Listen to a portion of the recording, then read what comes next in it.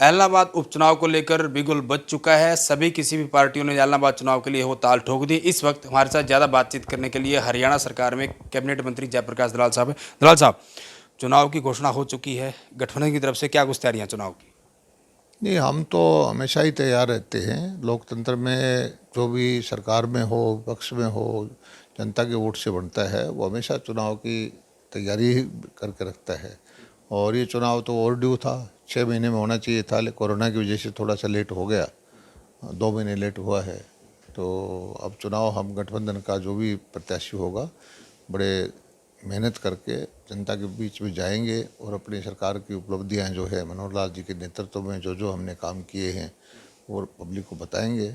और अपने आशा है कि हमारा जो नुमाइंदा होगा वो अच्छी तरह से जीतेगा। सर, आप कह रहे हो कि जो आपकी सरकार की उपलब्धियां हैं वो आप लोगों के बीच लेकर जाएंगे, लेकिन वहीं इनेलो की बात करें तो आपने कोरोना का हवाला दिया कि कोरोना के हवाले के चलते जो है चुनाव देरी से हुए। लेकिन अभय सिंह चौटाला की बात करें, वो तो लगातार ये कह रहे हैं कि किसान आंदोलन के चलते सरकार जो है घबराई हुई है, सरकार की जो है फजीहत होगी, इसलिए चुनाव में देरी हो रही थी। नहीं, हमने तो चुनाव अभी देरी करने के लिए किसी को कहा नहीं। ये फैसला तो चुनाव आयोग का था कि भी ये उपयुक्त समय है या नहीं है। और पीछे जो चुनाव करा दिए थे, पंचायत के चुनाव उत्तर प्रदेश में, सारे देश में ये आलोचना हुई कि भाई इस वजह से कोरोना फैला है, चुनाव क्यों करवाया। तो ये फैसला चुनाव आयोग ने करना था, उसने जो कर दिया। 2 महीने लेट तो किया, लेकिन वो उसकी जो बहुत सारी परिस्थिति होती हैं उनको देख के वो फैसला करता है। तो अभी भी हम जो चुनाव करवाया है उसका स्वागत करते हैं। सर, किसान आंदोलन वो लगातार जारी है। किसानों की तरफ से लगातार ये पहले से ही ऐलान किया गया है कि जो भी बीजेपी जेजेपी के नेता जो है वो गांव में जाए, उनका विरोध किया जाएगा। ऐसे में आप लोगों को चुनाव प्रचार के लिए इलाहाबाद जाना पड़ेगा, तो आपका वहाँ भी विरोध होना जाहिर सी बात है। नहीं, अगर वो इसी तरह की बात उनकी मान ली जाए कि बीजेपी जेजेपी को प्रचार नहीं करने देंगे, उनको फार्म नहीं भरने देंगे, और फिर ये भी फैसला कर दें कि आगे विधानसभा का चुनाव होगा देश में या लोकसभा का चुनाव होगा, तो भी इनको मोदी जी की पार्टी को चुनाव में नहीं लड़ने देंगे, तो फिर अपने आप ही जिनकी इच्छा है, किसको जिताना चाहते हैं, निर्विरोध चुन लिए जाएंगे सारे। लोकतंत्र के अंदर इस तरह की बातों का कोई महत्व नहीं है। जनता इन बातों को स्वीकार नहीं कर सकती। लोकतंत्र जो है, जनता के मैंडेट से जो सरकार चुनने का एक पर्व होता है, उसमें इस तरह की बातों के लिए कोई जगह नहीं है। सर, ये गठबंधन सरकार का जो है दूसरा उपचुनाव है। पहला उपचुनाव बड़ौदा में हुआ, वहाँ भी आप लोगों ने फाइट की, वहाँ भी जीत का दावा किया था, लेकिन वहाँ आपको जीत हासिल नहीं हुई। वही अगर एलनाबाद की बात करें तो एलनाबाद भी आज तक जो है वो बीजेपी का कोई भी उम्मीदवार जो है जीत नहीं पाया। क्या मानकर चले, वहाँ किस प्रकार की तैयारियाँ रहने वाली है?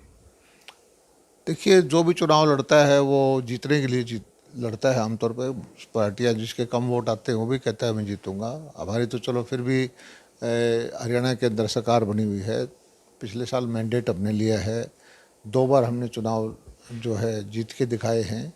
और कोई किसी का कोई क्षेत्र कोई चीज़ किसी का स्ट्रॉन्ग होल्ड नहीं होता।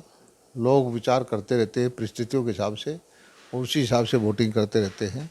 अगर ऐसा ना होता तो 7 साल पहले हमारी भाजपा की सरकार जो हरियाणा में कभी भी नहीं आई थी, वो भी नहीं आती। 2 बार सरकार हमारी बन चुकी है।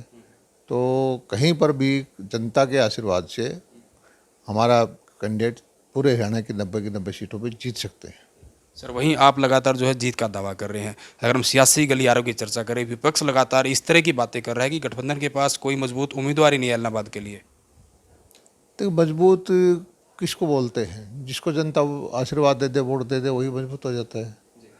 बहुत सारे लोग ऐसे हैं राजनीति में जो 10 साल 15 साल 20 साल पहले उनका नाम भी नहीं सुना था। जिसको जनता ने आशीर्वाद दिया वो मजबूत है। सर, वहीं अगर हम विधायक गोपाल कांडा के भाई गोविंद कांडा की बात करें तो उन्होंने भी कहीं ना कहीं चुनावी मैदान में जो है ताल ठोकने के लिए बात की है। बहुत बड़ा बयान दिया है कि अगर मुझे बीजेपी अगर अपना उम्मीदवार बनाती है तो मैं हर हाल में जो वहाँ से हम जीत सुनिश्चित करेंगे। ये फैसला तो हमारी गठबंधन की सरकार का है। और वैसे तो गोपाल कांडा का भी समर्थन सरकार को तो है, निर्दलीय विधायक हैं, लेकिन इस बारे में हमको फैसला लेने में या बोलने में सक्षम नहीं हूँ। हमारा जो ऊपर का नेतृत्व है वो फैसला करेगा कि क्या कौन लड़ेगा, सारी पार्टी मिलके कौन कैंडिडेट होगा, किस पार्टी का होगा। इस बारे में मैं अभी कुछ नहीं कह सकता। दलाल साहब, बड़ौदा की हम बात करें, वहाँ आप चुनाव प्रभारी थे, काफ़ी अहम भूमिका वहाँ आपकी रही है। वहीं हम गठबंधन की बात करें, तो जिस प्रकार से लगातार आपके नेताओं का बयान दिया गया कि राजधर्म का जो है वो निभाते हुए, गठबंधन का धर्म निभाते हुए जो है बीजेपी का सिंबल था वहाँ, और बीजेपी का जो उम्मीदवार था। इस बार क्या मान करके चले? दूसरा चुनाव है, क्या यहाँ जेजेपी का प्रत्याशी और जेजेपी का सिंबल हो सकता है? कुछ भी हो सकता है, इस बारे में भी चर्चा नहीं हुई है। ये जो दोनों पार्टी मिलके बैठ के चर्चा करेंगे कि कौन कौन कैंडिडेट है, इसमें कौन सा ज़्यादा उपयुक्त है, कौन सा ज़्यादा सक्षम है, जनता किसकी तरफ ज़्यादा झुकती है, बहुत सारे मुद्दे होते हैं, वो देख के फैसला करेंगे, लेकिन मिल के लड़ेंगे, इस बारे में दो राय नहीं है। किन किन चुनावी मुद्दों को लेकर आप जो है जनता के बीच जाने वाले हैं? चुनावी मुद्दे तो हमारी 7 साल की सरकार है, 7 साल में हमने जो अच्छा शासन दिया है, भाई भतीजावाद खत्म किया है, नौकरियों में पारदर्शिता ली है, बिजली का सुधार किया है, सड़कें सुधारी हैं, और ट्रांसफ़र की पॉलिसी अब अच्छी लेके आए हैं, विकास की योजनाएं लेके आए हैं, सारे हरियाणा में सड़कों का जाल बिछ रहा है, किसानों के लिए तरह तरह की स्कीम लेके आए हैं, किसानों के आर्थिक हालात को हम सुधार रहे हैं। बहुत सारे मुद्दे हैं जिसको हमारे ग्रामीण क्षेत्र है, ये भी सब लोग समझते हैं, और मुझे पूरा भरोसा है कि हमारा जो कैंडिडेट है अच्छे वोटों से जीतेगा। आपने तमाम उपलब्धियां बताई सरकार की, इन उपलब्धियों को लेकर जो आप लोगों के बीच जाओगे, लेकिन वहीं अभय सिंह चौटाला की बात करें या फिर पूर्व मुख्यमंत्री ओम प्रकाश चौटाला की बात करें, उन्होंने कहा कि हमने किसानों के हित में जो है अपने पद से इस्तीफा दिया है, और जो भी बाकी जो उम्मीदवार होंगे उनकी जो है इस चुनाव में जमानत जब्त होगी। खैर वो उनका सोचना हो सकता है, और मेरी अगर सोच तो ये है कि किसान आंदोलन की वजह से उन्होंने इस्तीफा दिया था। 26 जनवरी तक का उन्होंने एक पीछे घोषणा की थी कि अगर ये किसानों की समस्या का समाधान नहीं होगा तो मैं विधायक नहीं रहूँगा, और दुर्भाग्य से वो स्थिति वैसी की वैसी है। किसान आज भी आंदोलन कर रहे हैं, और जो उस वक़्त की परिस्थिति थी वो की वो आज है। तो जब उन्होंने इस्तीफा दे ही दिया है, तो आज चुनाव लड़ने का उनका कोई चित्त मुझे तो समझ में नहीं आता। एक तो गलत, या तो उन्होंने इस्तीफा क्यों दिया था, और दे दिया है तो आज चुनाव क्यों लड़ रहे हैं? उनको तो नहीं लड़ना चाहिए चुनाव। वहीं सर अगर हम बात करें गठबंधन की, तो आप मुख्य मुकाबला किससे मानते हैं? जो वहाँ सीटिंग एमएलए थे अभय सिंह चौटाला, उनकी पार्टी इनेलो से मानते हैं या फिर कांग्रेस से? ये चीज़ नहीं कह सकते, चुनाव आएगा, कैंडिडेट आएगा, चुनाव प्रचार होगा तभी कुछ चीज़ होगा, लेकिन हमें लगता है कि लोगों का झुकाव इस वक्त जो है भारतीय जनता पार्टी के नीतियों पर पूरा पूरा भरोसा है, और हमारी जो गठबंधन की सरकार है उसने जो काम किए हैं उसका जो अच्छा जो असर है लोगों के अंदर, और हमारे हक में फैसला आएगा। सर अंतिम सवाल, आपके महकमे का, आपके विभाग का, कृषि मंत्री आप हैं, वहीं खरीद का समय जो है फसल खरीद का वो आने वाला है, क्या कुछ सरकार की तरफ से तैयारियां की गई है? एक तो इस बार हमने कल ही फैसला किया है, बहुत किसान हितैषी। वैसे तो हर हफ्ते 10 दिन में हम पहले मछली पालन के बारे में फैसला किया, बागवानी का बीमा का फैसला किया। कल जो हमने जो बाजरा की खरीद के बारे में फैसला किया, और कि भी इस बार जो पिछली बार हमारी समस्या बहुत आई थी कि राजस्थान से गुजरात तक का बाजरा आके हरियाणा में बिक गया था, और जो हमारे किसान को भी दिक्कत आई थी। तो इस बार हमने फैसला किया कि सारे हरियाणा की मैपिंग करवा ली। लगभग 2,71,000 परिवार हैं किसानों के जिन्होंने बाजरा की खेती की, और कोई 8,65,000 के आसपास एकड़ ज़मीन में बाजरा है।